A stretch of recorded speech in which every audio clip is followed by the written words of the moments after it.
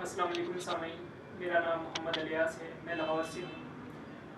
میری آواز جہاں کہیں بھی سنی جا رہی ہے، سوشل میڈیا، انٹرنیشنل میڈیا، علمی و تحقیقی ادارے، بانیان نظام ملک و ملت، اہل علم، اہل نظر، اہل وطن، میرے پاس ایک علمی سچائی ہے اور میں اپنے مقدمے کو علمی دلیل ہی سے پیش کرنا چاہتا ہوں تاکہ کوئی شبہ یا بہام باقی نہ رہے۔ میں پاکستان بلکہ مسلم امہ کے قائدین سے، اہل علم سے اور لیڈرز سے اپیل کرتا ہوں کہ اہل علم کی سربراہی میں ایک انویسٹیگیشن کمیشن قائم کریں۔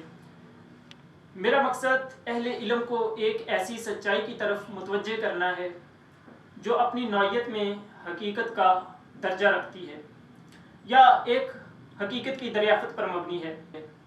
علم و عقل، سائنس اور وحی کے مسلمات کو مد نظر رکھتے میں یہ بات کہنے کی جسارت کرتا ہوں کہ ذات باری تعالیٰ کے یونیورسل نظام فطرت کے تحت میرے جیسا ایک عام فرد بھی علم غیب کا متحمل ہو سکتا ہے۔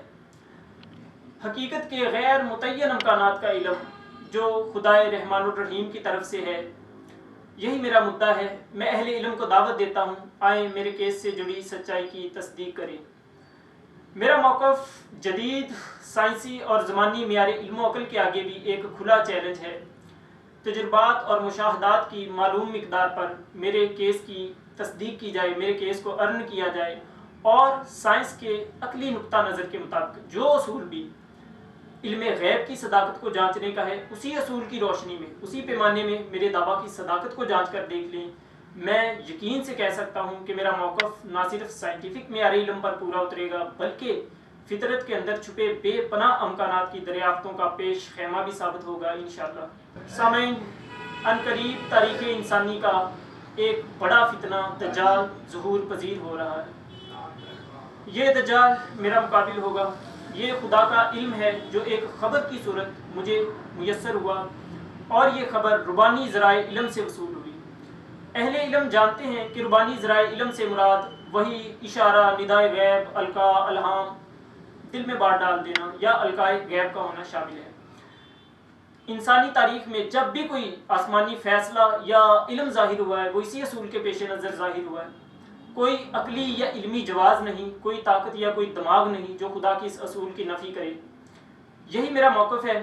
میں اہل علم کو دعوت دیتا ہوں، آئے میرے کیس سے جڑی سچائی کی تصدیق کریں۔ نہ میرے پاس جبریل امی آئے اور نہ یہ خبر مجھے بذریعہ وحی پہنچی۔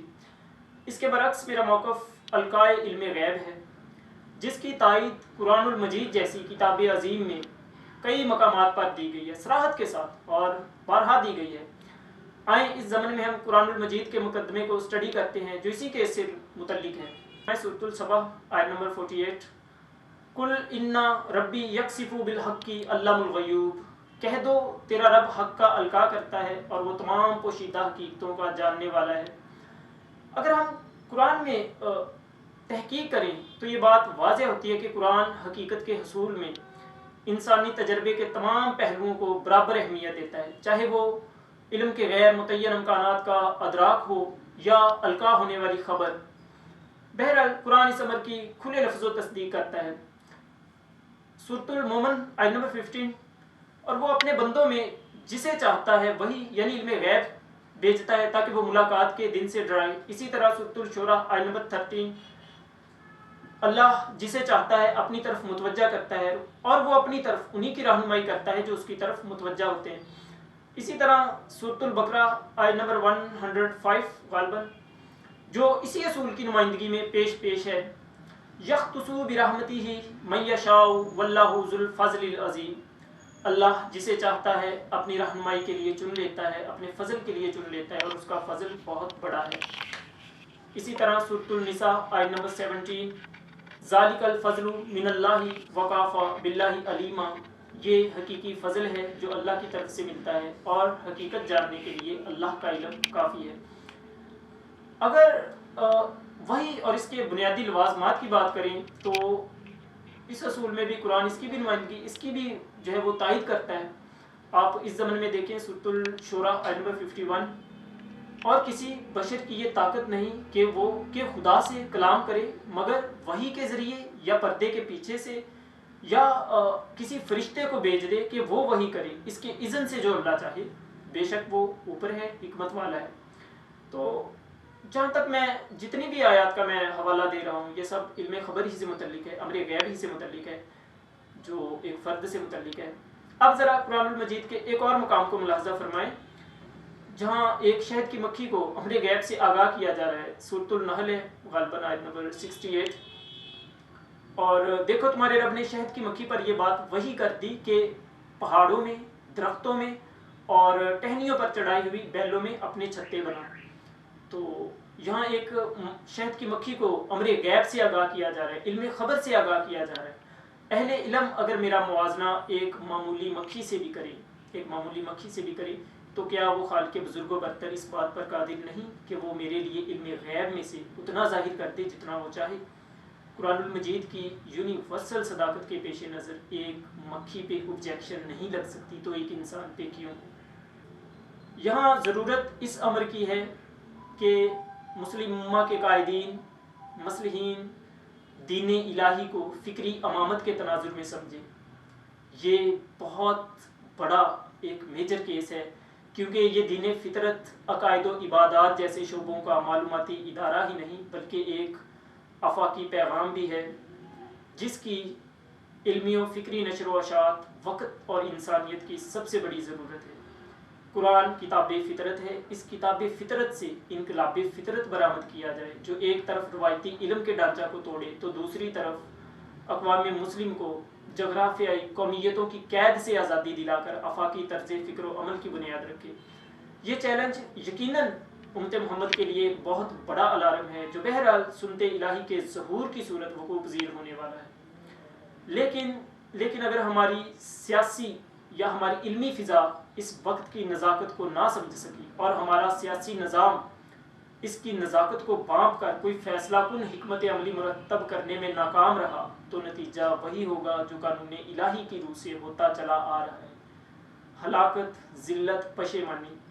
قرآن المجید کی فکری اور علمی نشر و اشاعت اس وقت کا سب سے بڑا چیلنج ہے، کیونکہ یہی وہ حکمت عملی ہے جس کے پیش نظر ایک طرف امت مسلم کا علمی و اخلاقی وقار بحال ہوگا، تو دوسری طرف جدید علوم و فنون اور سائنس کے دروازے بھی امت مسلم پر کھول دیے جائیں گے۔ آپ دیکھیں، آج ٹیکنیکل علوم میں بے پایاں ترقی و مہارت کے باوجود مغرب انسانیت پر سے اپنا فکری تسلط کھو رہا ہے۔ یہ مشرق کے لیے بہت بڑے اشارہ قدرت کی طرف سے کہ وہ زمانے کی آبیاری کرے، وہ میدانوں میں آئے اور انسانیت کو اس کی فطرتی شناخت سے، نیچرل آئیڈینٹی سے آگاہ کرے۔ علوم کی جو امامت امت وسط کے پاس ہے، یہ ایک ذمہ داری ہے جو بہرحال خدا کی طرف سے ایک عائد کرتا ہے۔ آپ زمانے میں ایک صدر قوم کی حیثیت رکھتے ہیں، دنیا میں آج آپ کو اپنا رول ادا کرنا ہے۔ امت مسلم کے لیے آفاقی قیادت کا ہونا وقت کا سب سے بڑا چیلنج ہے، جو ایک طرف اقوام عالم کے سامنے گواہی کا فریضہ سر انجام دے تو دوسری طرف انسانیت کا مستقبل ان پر کھول دے، جیسا کہ قرآن المجید نے صراحت کے ساتھ کھول دیا ہے۔ اگر مسلم امہ دنیا کے آگے اپنا مقدمہ پیش کرتے یا پیش کرنے میں کامیاب ہو جائے، تو میں یقین سے کہہ سکتا ہوں کہ قدرت مسلم امہ کے حق میں ایک ایسی فضا پیدا کر دے گی کہ اسباب و علل کے تمام تر سلسلے امت مسلم کی تائید میں کام کریں گے۔ پیغام ثانی کا یہ مشن جس پر امت مسلم کو مامور کیا گیا ہے، اپنی اہمیت میں اس قدر بڑھ چکا ہے کہ اگر اس سے مزید صرف نظر کیا گیا تو ہمارے لیے نہ صرف دنیاوی بلکہ اخروی فلاح و سعادت کے بھی سبھی راستے بند ہو جائیں گے۔ لہٰذا مسلم امہ کے مصلحین پیغام ثانی کی حساس ذمہ داری کو سمجھتے ہوئے لائحہ عمل مرتب کرے۔ ہمارا میڈیا، ہمارا پولیٹیکل سسٹم اس کی جو حساسیت کو سمجھے، ورنہ دوسری صورت میں سزا وہی ہوگی جو خدا کے ہاں ظالمین کی ہوا کرتی ہے۔ یہ خدا کا قانون ہے جس میں ترمیم کی کوئی گنجائش بالکل بھی نہیں۔ آج ضرورت اس امر کی ہے کہ عالمی سطح پر، انٹرنیشنل میڈیا پر قرآن المجید کو بطور مقدمہ پیش کیا جائے، تاکہ ایک یونیورسل سچائی کی بنیاد رکھی جائے جو خدا کی سرزمین کو سرحدوں کے وجود سے بالا کر دے، جو خدا کے پیغام کو مشرق سے مغرب، شمال سے جنوب، ابھرتے سورج سے ڈھلتی زمینوں تک عام کر دے، اور زمانے کو، دنیا کو ایک ایسی رہنمائی فراہم کی جائے جو ہر فرد، ہر مذہب، ہر قوم و ملک و ملت کو ایک ایسی رہنمائی فراہم کرے، ایک ایسی گائیڈ لائن فراہم کرے جس میں اللہ کی حاکمیت کا جواز بدرجہ عتم موجود ہو۔ آج تاریخ انسانی اس دور میں داخل ہو چکی ہے، یہاں تہذیب، سائنس، ٹیکنالوجی اور طاقت و تمدن سے جڑی ہر چیز اپنا رول ادا کر چکی ہے۔ اب فائنل رول شہادت اعظم کا رول ہے، اور دجال کا ظہور اسی شہادت سے جڑی ایک اہم کڑی ہے۔ انسانیت کو حق و باطل کی وہی فیصلہ کن مارکہ آرائی در پیش ہے، جس کا ذکر احادیث ختم المرسلین صلی اللہ علیہ وسلم میں بکثرت کیا گیا ہے۔ فطرت کا یہ سفر جو اذن الہی سے شروع ہوا، اب اذن الہی پہ ہی اختتام پذیر ہو رہا ہے۔ یہاں فرض کی آخری حد تک ضروری ہے کہ ہم قرآن کو اپنا مقدمہ بنائیں۔ یہی اس دور کی حقیقی تعبیر ہے، یہی آخری اور گراں قدر تجویز ہے۔ میں ایک بار پھر مسلم امہ کے قائدین کو وارن کرتا ہوں کہ اگر ہم نے قرآن المجید کو اپنا مقدمہ نہ بنایا تو جو بھی ہلاکت جس صورت بھی ہم پر مسلط ہوگی اس کے ذمہ دار ہم خود ہوں گے، کیونکہ تاریخ میں جب بھی کوئی آسمانی فیصلہ ظاہر ہوا ہے اس کے ساتھ اس کے نتائج کا نفاذ بھی بالکل یقینی ہے۔ وما الینا الا البلاغ المبین۔ شکریہ۔